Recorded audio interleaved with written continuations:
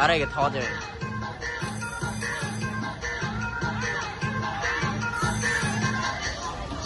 ê hô môi mơ láng ơi Tiếp ba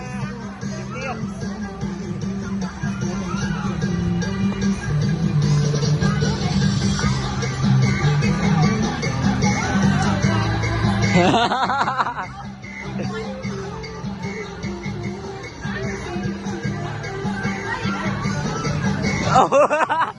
ôi mẹ tao gáo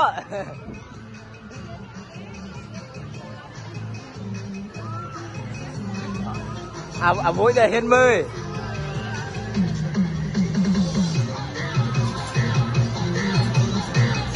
online tao lớn cái căn này chưa ta